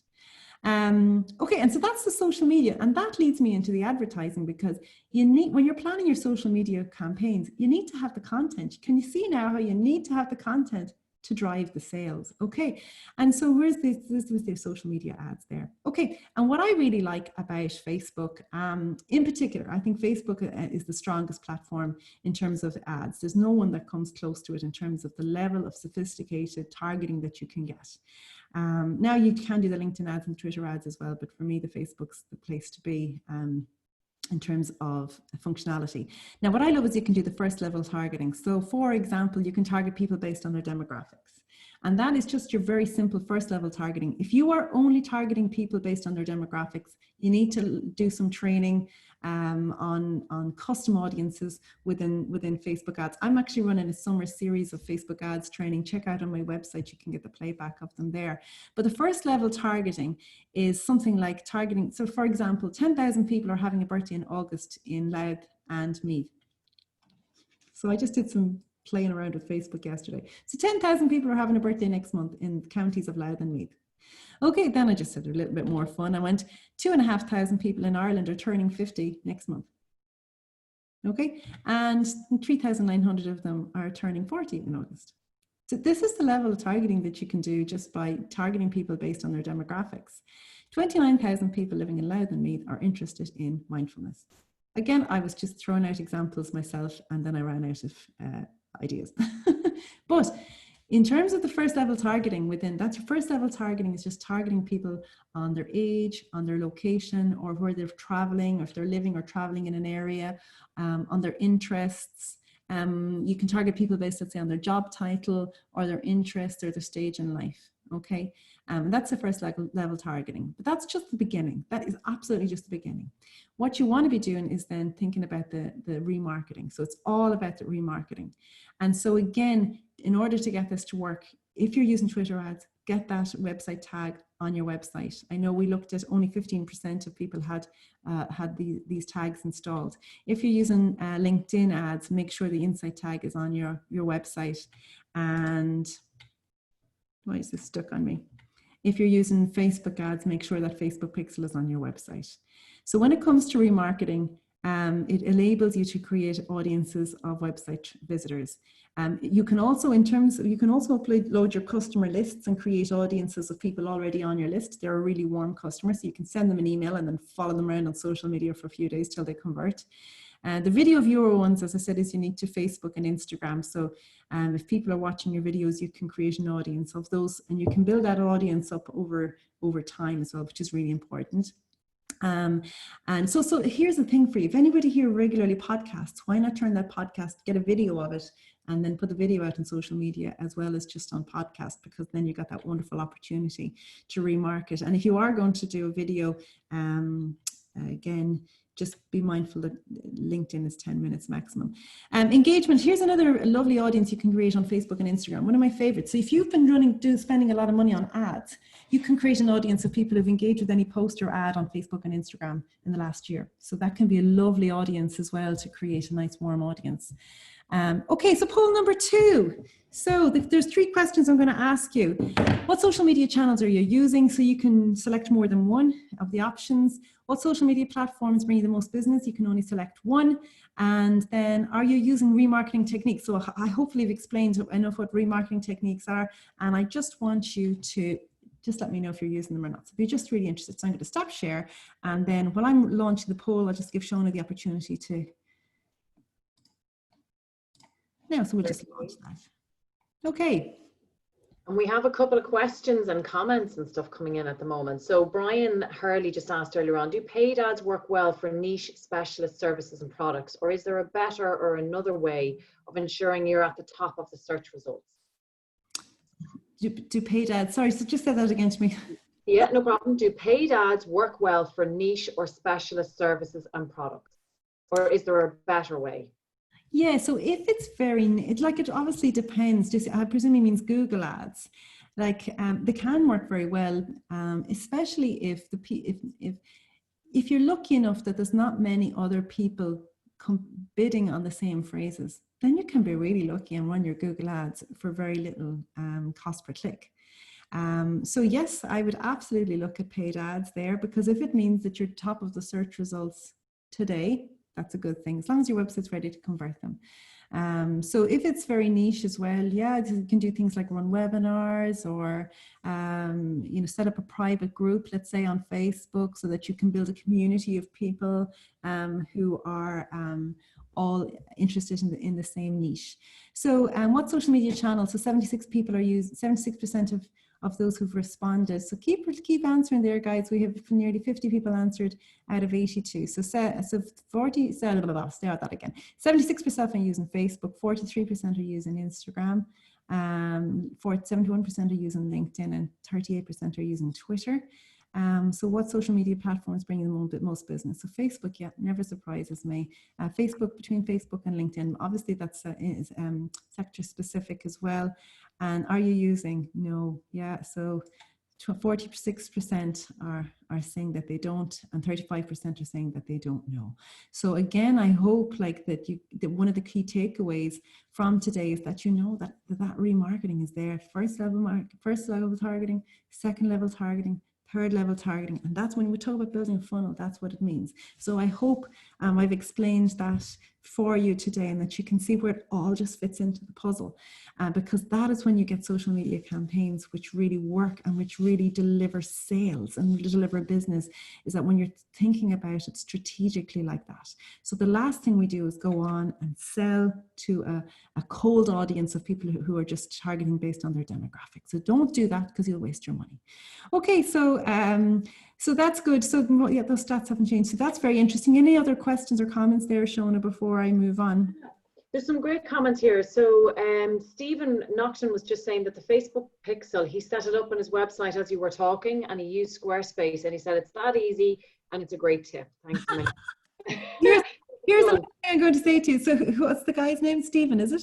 Stephen Nocton, yeah. Stephen, that's the base code, right? Here's some advice for you. When you put the code on, there's the base code. That's wonderful. You got that there. But what you got to do now is go into the Facebook Ads Manager, go into the Events Manager, and there's a setup, go into the pixel, and there's a setup wizard. What I'd love you to work on now is setting up your standard events. So when you set up your standard events, you're basically telling Facebook the difference between the pages and the buttons on your website. So if you just have the base code, it sees every page as being the same. But if you've got the standard events, it's able to differentiate between this is an add to cart, this is initiate purchase, this is a purchase. And that's what you really need to have in place in order to be able to optimize for conversions. So there's so well done. Gosh, you're multitasking, huh? That's excellent. That's great. And Chloe was just saying there in the chat as well that the great thing is now that we've all got used to video with Zoom, so it makes it easier to ask for videos. People are not as likely to go, oh no, or be as camera shy anymore. Exactly. And I think, yeah, and like I just absolutely love video on social media. For example, so I have a client and she's a niche products that she sells, and they're really, every product has an interesting story behind them. And so what she's going to do now is once a week she's going to go live on her Facebook page, and she's going to take the top products every week and talk about them. And I said, you know, that would make me buy your products, but also now you're building an audience of people who regularly tune in, who are going to be the people who buy. You know, and so it's just about thinking strategically about, you know, about everything, and employing that remarketing etiquette there. Okay, that's really good. Thanks very much for. So I'm going to share the results there. So I think I've just called out the results. So 75%. Facebook, 40% are using Instagram, 67% LinkedIn, Twitter, 39%, 53% are saying that the most business comes from Facebook, 4% from Instagram, 40% from LinkedIn, and 4% from Twitter. And are you using remarketing? 21% are, well done. 46% aren't. Okay, an action from today, please, hopefully.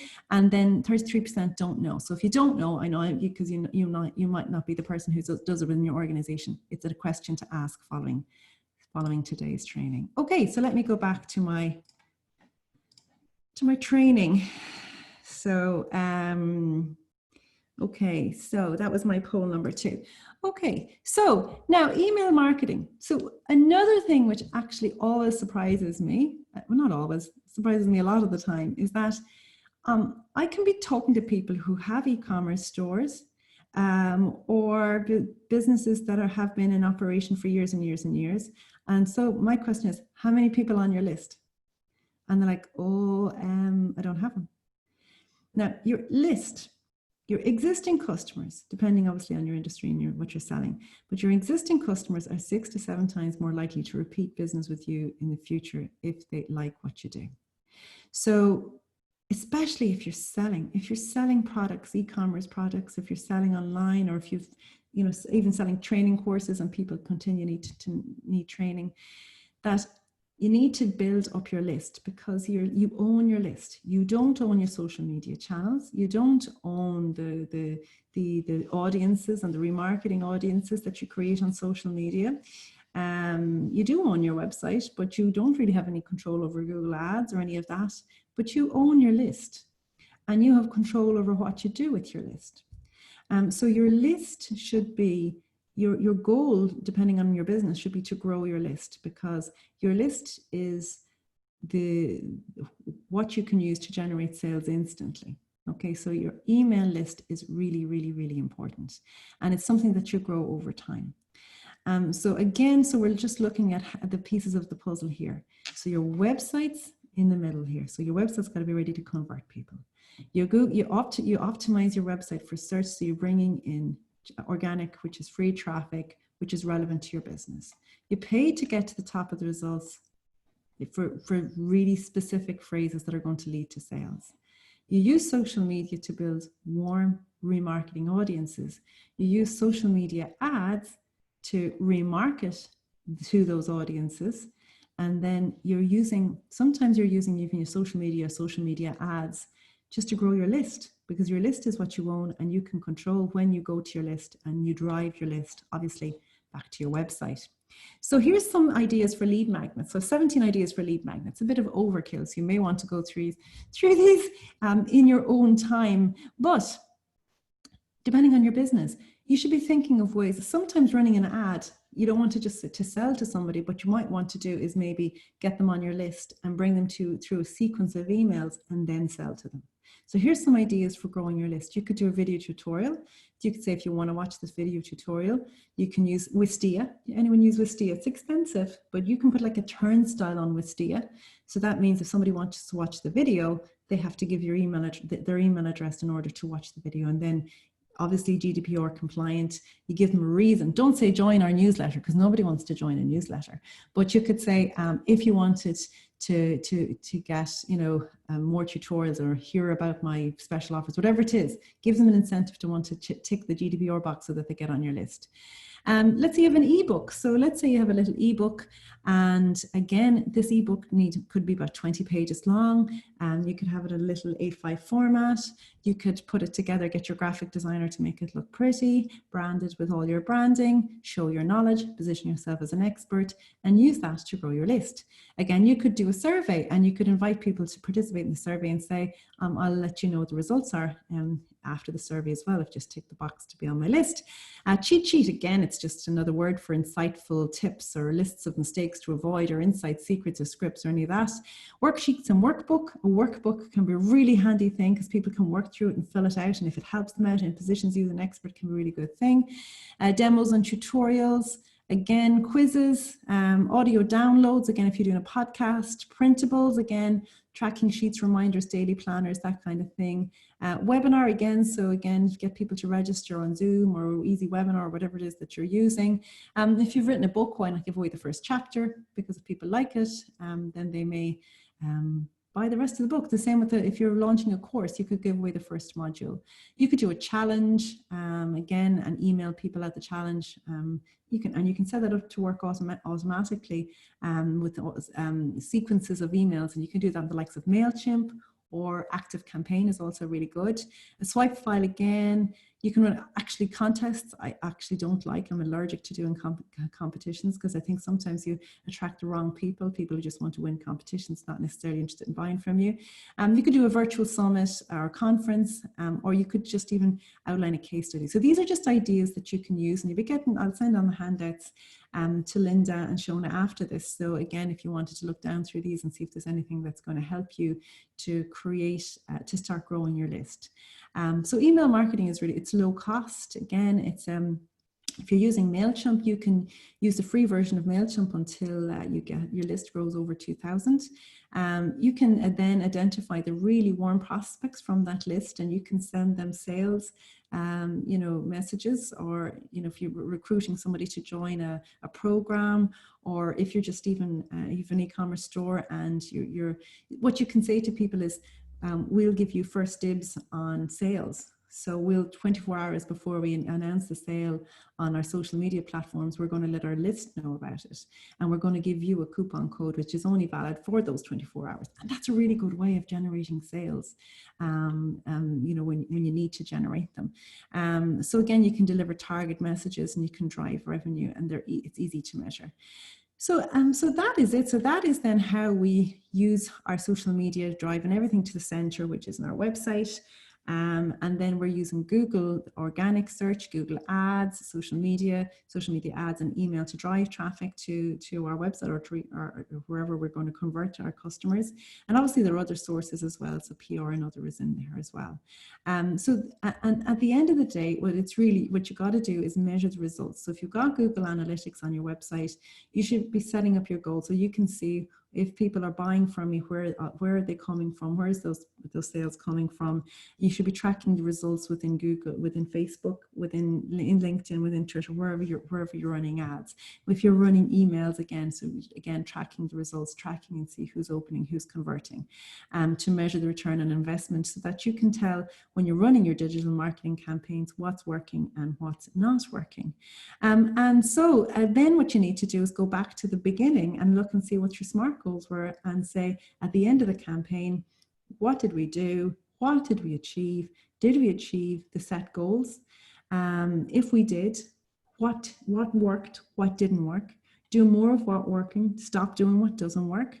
And again, if you do achieve what you set out to achieve, give yourself that little pat on the back and that little bonus, because we need that. I think we need it more now than ever, because otherwise, what's the reason for keep doing it? Okay, and that is it, everyone. I'm going to take questions now, because I know Shona wants to wrap up at the very end. So I'm just going to take questions for about 10 minutes or so. That's great, Louise. Yeah, fantastic.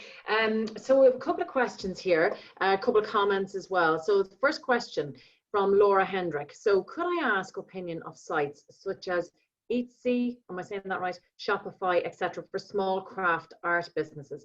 Would you recommend, or is it better to focus on your own social media advertising and sales? Yeah, okay. So Etsy is definitely one that's used by across the world by crafters, and it's a marketplace. So lots of businesses will use it, and again, you can use that as a central point where you can drive your audience to convert. The only thing about it is a marketplace, so you don't.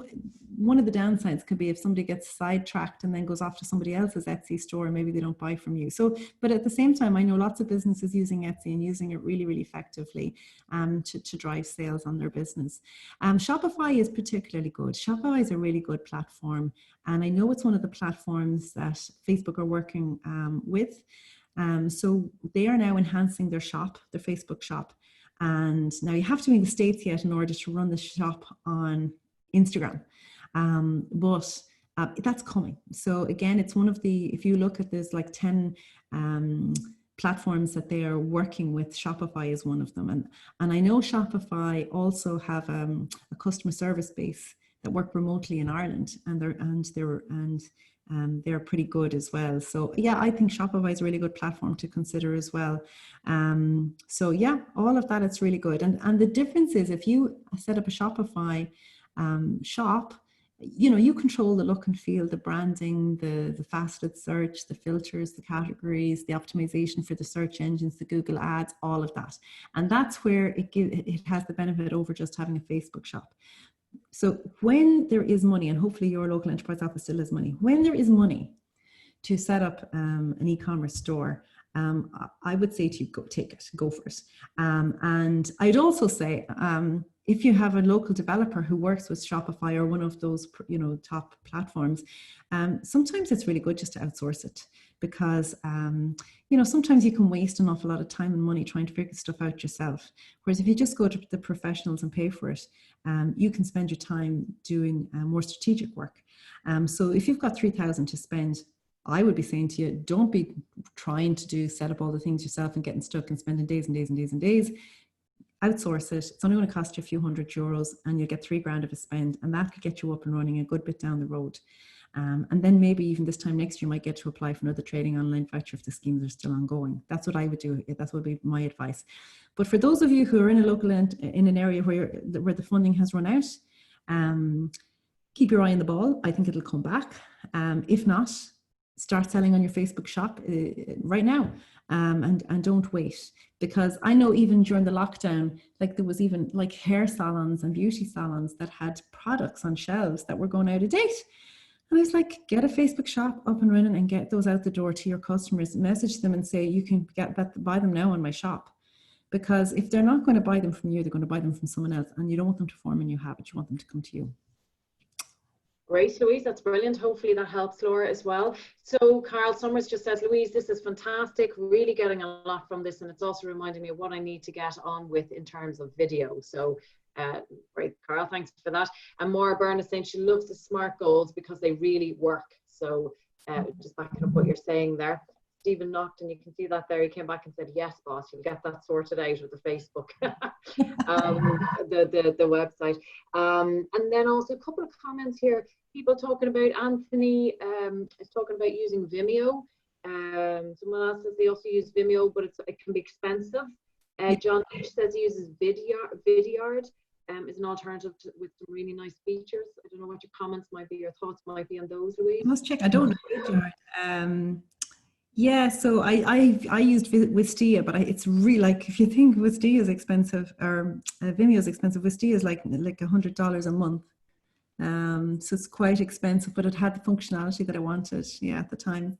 So when I started running my online programs a few years ago, what I did was I protected all the videos by putting them in Wistia, and I had turnstiles on them, and then I would share them into groups. Whereas I've moved on now. If you look at Sell on Social Media, it's a fully functional platform. So great, okay. Yeah, brilliant. So great, just loads of comments there, great information. Thanks for answering the questions.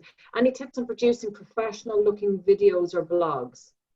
Professional videos, yeah. So again, it depends on the type of video. What I would say to you, if you're recording video, always remember to turn your phone on landscape rather than portrait, because if you want to edit it in a video editing app, If it's on portrait, you have the two black lines and you'll end up zooming in on your face, and your face will be like, and you won't want that. So you want to record on landscape. And if you record on landscape, you can generally easily repurpose it for Instagram, and it'll work really well on Facebook, on Twitter, and on LinkedIn. Apart from stories have to be this format, but you want, the other thing I would say, it sounds very simple, but you want good natural lighting, good sound. You don't want background noise. You avoid being outside unless you've got an external microphone, because it will sound really breezy. Just a really good entry. So don't start off going, hi, my name is Louise, and today I'm going to talk to you about, because people honestly don't care. So if you're talking about, let's say back to the example of, are you finding it hard to sleep at night? That's what you start your video with, because that's going to pull people in straight away. Video editing apps. So on my phone, I'm an Android user. So on my phone, I like to use InShot, is one of my favorite ones. I pay for it. I think it's like 12 euros. I'm not sure if it's every year or I just paid it once off. I don't even know, but it's worth it. Another one I like is Film or Go. If you're an iPhone user, you won't need any more than iMovies. On desktop, I'm really loving wave.video. So I find wave.video. So I have used it. If you look at my Facebook page, my Facebook cover, I have used wave.video to create that. So they have a great library of videos that you can use. And sometimes you can find videos just going to work really nicely with your own images and your own video clips. Canva as well is a wonderful tool, and you can now create videos on Canva. So again, canva.com is another one for creating videos, but it's not as good as Wave, but it's a lot cheaper. Okay, great, Louise, and thanks for that question, Maeve. So Martin Quinn is just asking, is there any way to know if Google or Facebook are simply taking your ad mode by creating robot clicks? Simply taking your ad by creating robot clicks. Actually, Martin, I think that we might have a typo there. Louise, does that make sense to you, that question? Is there any way to know if Google or Facebook are simply taking your ad by creating robot clicks? Yeah, so yes, no, like I don't buy into any conspiracy theories. Like in fact, when you're setting up your ads, particularly on Facebook, like they really try and help you to stream. Like the way they make you set up the ad, you know, there's 13 different objectives. You need to be clear what you want to achieve. There's so many different ways to target. There's so many different ways to break down your budget. They really want you to have a good results, because happy advertisers spend more money rather than people that are not happy, that feel that they've been done. So I don't buy into that there are bots out there which are just clicking on links to generate money. That doesn't tend to work. And in fact, if your ad is not good and if people are not responding to your ad, sometimes Facebook won't even use up your budget. Okay, yeah, great, yeah. Well, okay, thanks for that. And then Jayan is asking, she says, thanks so much, Louise. Do you have any more tips for building links? Also, are you better off going with several small volume keywords as opposed to larger keywords with lots of competition? Yeah, so that's a great question. So when I'm selecting keywords for a website, it really depends on if it's the static part of the website or, let's say, the blog. So if it's a static part of the website and let's say I'm selling something, so let's say I'm selling pixel training course. So then I will be looking for really specific searches. So I'm not looking for somebody who's wondering what the pixel is. I'm not looking for somebody who's looking for free advice. I'm looking for someone who wants to buy pixel training now or buy pixel training online. So that will be a specific search. So that's got purchase intent with it. So I would only pay for something for somebody to get to that page on my website if they're ready to buy. If they're putting in what is the Facebook pixel, I don't really want them. Somebody else can tell them what it is. Or I might have a blog on my website which I talk about what the Facebook pixel is, and in that case I'd optimize the blog for that search. So yeah, I'd be very specific about what I pay for. So your blog can help you optimize that part of your website for searches for people that are wondering about things or wanting to be educated. If again, then your sales pages you want to optimize for people with purchase intent, if that makes sense.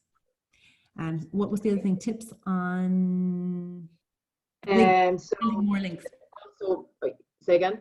Building more links. Yes. Yeah. Building more links. Yeah. So again, this is hard. Getting links back to your website's hard because you've no control over it. So it's about sitting down and looking about and say, okay, do I have suppliers? Do I have customers? Who can I ask that will put a link on the website and link back?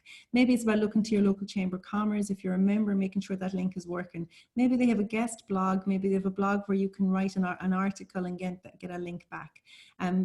So again, it's about just collaborations, working for different, and sitting down, thinking about it and working on it, because it doesn't happen easily. No. Okay, brilliant. There's some great tips there. Thanks a million. Thanks for the question, Jan. Thanks, Louise, for the answer. So another question here. So can you please recommend what microphone to use with Android phone? And this is from Ace, and I think it's more so in relation to doing radio interviews over the phone as well. Would you recommend to attach a lavalier microphone? I hope I pronounced that correctly, do I? I just happen to have, this is a Rode microphone that I'm using here. I'll just show you what it looks like. But on my phone, so this is the microphone here. On my phone, I also have a little Rode microphone, but I have only used it for recording actually on the phone itself. And it's pretty good. So what I will say to you is that during the pandemic, the price of all of these accessories has really increased. So just make sure that you're not linking the price to quality, because sometimes the lower quality stuff is more expensive just because it's in demand. So keep an eye. I'm not an expert. You probably need to speak to somebody who's more of a sound expert, and that wouldn't be my area of expertise, because I just get recommendations myself on this. But I would also say, keep an eye for Black Friday as well. So if you have something that you can use now, but then if you have something which is the best one that you want, sometimes you can get fantastic deals coming up to that time of the year. Great advice there, Louise. Thanks a million. And I hope that helps Ice as well. Brilliant. So we've no more questions. We're bang on time now, coming up to 11:45, which is great. So Louise, I think we'll finish off with we'll finish the questions, close it out there. Listen, thank you so much. That was so informative. I, again, have pages of notes, and I know myself and my marketing team are in contact here as well with stuff we need to do on our website that we don't have Fiona and Jayan are online listening to. So many tips there. So thank you. I'm sure every business who's online has got loads of tips as well, the same as we have. So thank you so much for your time and for sharing your knowledge today. It's been fantastic and fascinating, actually. Really great. So thank you. What I'd like to do now is I'd like to invite Linda Ennis in to join us. Linda, if you can come in on camera. So Linda is the M1 SkillNet manager, and she just would like to speak with us in relation to the SkillNet, both the Dundalk and the M1 SkillNet today. So Linda, over to yourself. Great, thanks Shona. Thanks so much, Louise. That was very informative, really enjoyed it. I just wanted to speak to you all very quickly about the SkillNet funding. So on behalf of the 3 chambers, just so you understand more clearly exactly what we can offer from a SkillNet perspective. So this program you've been given for free through the SkillNet funding, but we can give many courses at 30% funded, some of them are 50% funded.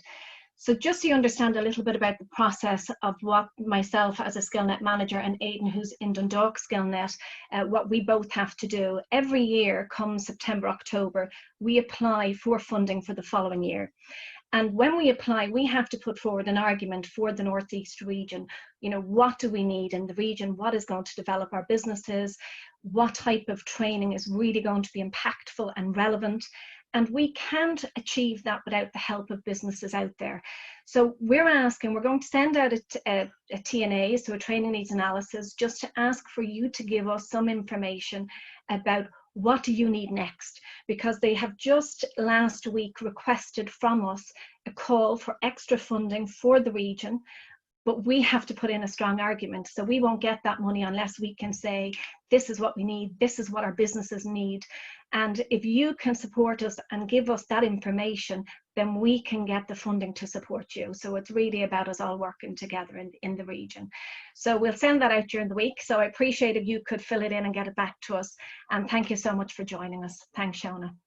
That's great, Linda. Thanks a million. So we'll get that filled in for you and send it back as soon as possible, because obviously it'll help us all in our businesses with training and development, and we'll get some funding and reductions as well. So that information will be very important. Thanks, Mel. Again, Louise, loads of comments coming in here in the chat. Very informative and worthwhile. Thanks a million.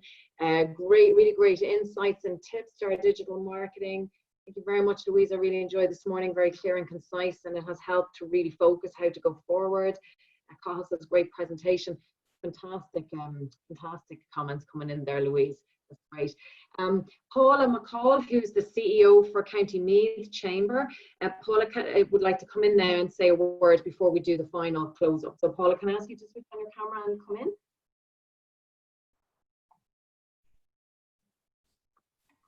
Can you hear me? Yes, we can hear you.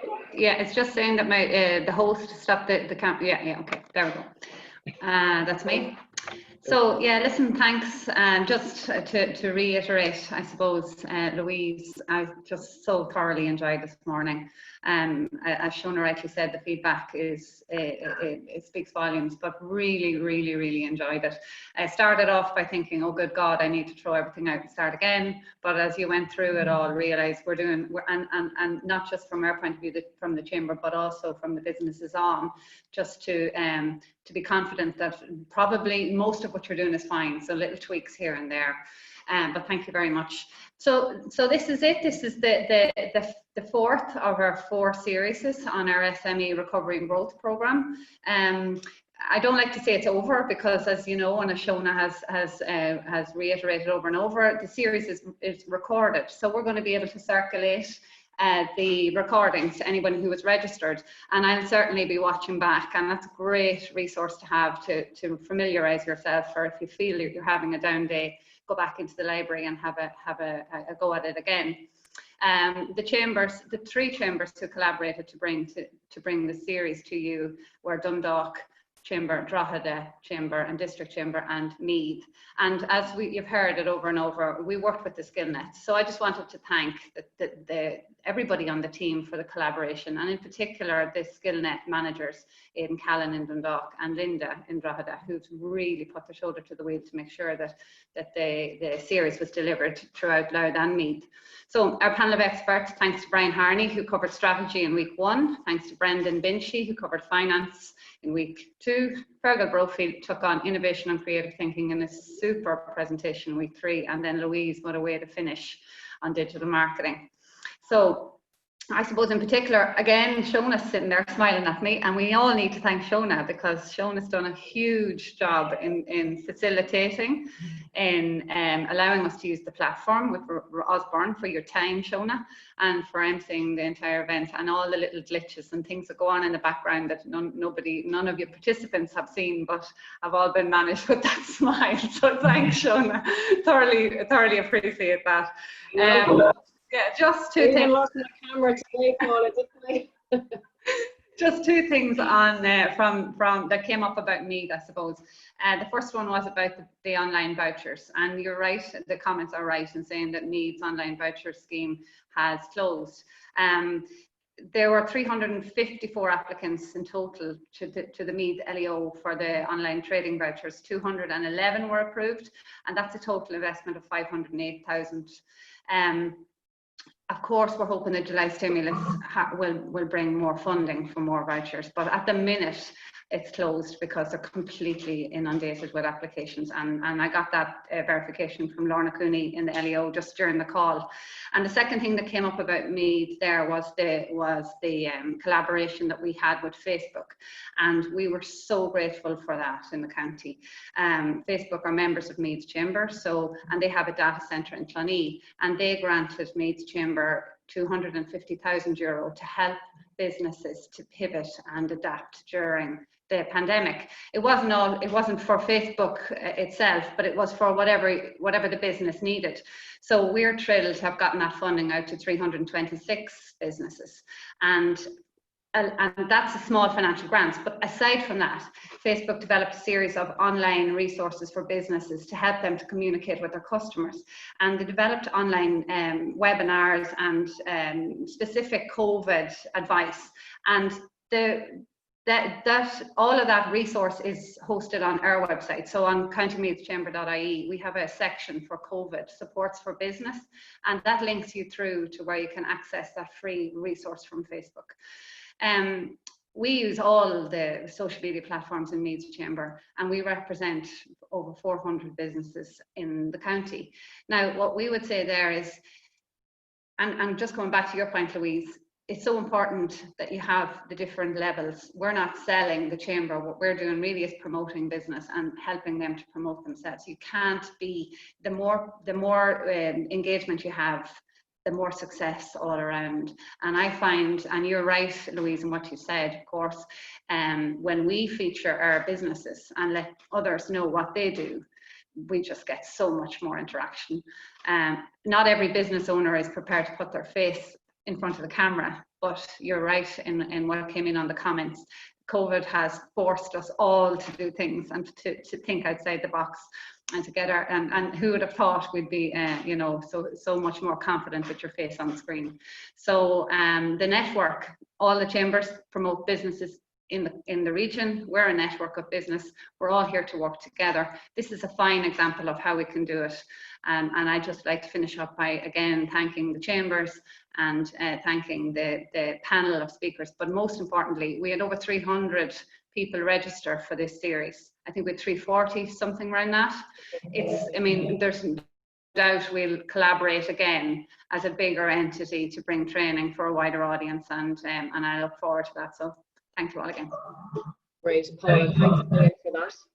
So that concludes the final webinar this week and our program this week, and indeed our SME Recovery and Growth Program. And as Paula said, it's not going to be the last, and there's lots of learning to be done through the recorded sessions as well.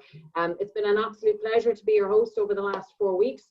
I've really enjoyed it. I have learned loads myself, I have to say, and I have a lot of actions to add into my own strategic growth plan. And I think what we need to do now as SME business owners and leaders and managers, we need to embrace our new norms, not be afraid of it, embrace it, love it, get our plans in order, our SMART goals, as Louise said to us today, and let's get our SMEs back into growth mode, and let's drive it forward for our Louth Meath region as well. There's plenty of opportunity out there, and as Louise said earlier on, in threat and in these times, there's also massive opportunity. So we need to see it, find it, see it, embrace it, and grow it, and let's get at it. So thank you all so much, and Louise, again, a fantastic webinar. Thank you very much. Okay, take care, everybody. Thank you for participating, and see you all soon. Take care. Thank you.